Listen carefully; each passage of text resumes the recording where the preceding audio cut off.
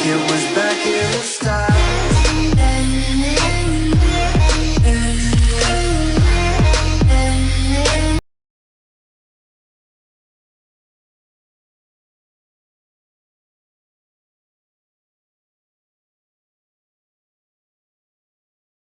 Kontradiksi adalah kondisi di mana dua atau lebih pernyataan saling bertentangan satu sama lain, sehingga tidak mungkin keduanya benar pada saat yang sama.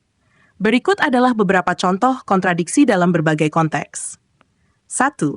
Contoh umum. Pernyataan semua burung bisa terbang. Pernyataan 2, burung penguin tidak bisa terbang.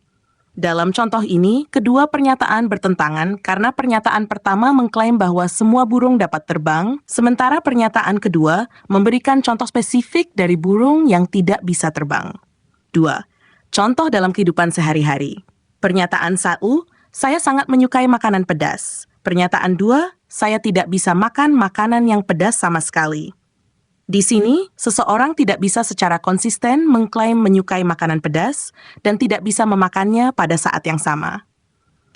Contoh dalam argumen. Kita harus menghemat energi untuk melindungi lingkungan. Premis 2, kita perlu menggunakan lebih banyak listrik untuk meningkatkan kenyamanan kita. Dua premis ini saling bertentangan dalam konteks kebijakan lingkungan dan penggunaan energi. 4. Contoh logika formal. Premis 1, jika E maka B. A tetapi tidak B. Dalam logika, jika premis pertama benar, maka premis kedua tidak bisa benar. Ini adalah contoh klasik dari kontradiksi dalam bentuk logika. 5. Contoh dalam literatur atau film. Karakter yang berbicara.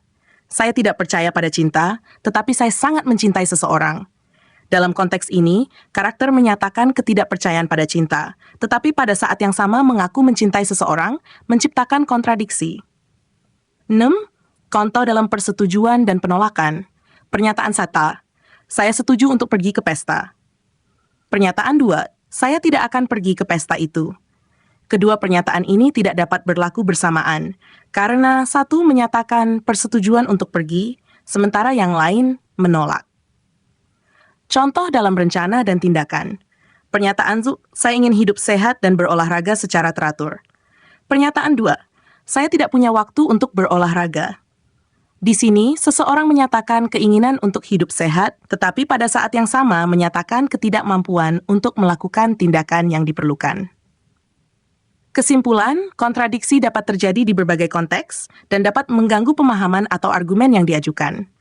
Mengidentifikasi dan mengatasi kontradiksi penting untuk memastikan kejelasan dan konsistensi dalam komunikasi serta pemikiran logis. Demikian, semoga bermanfaat.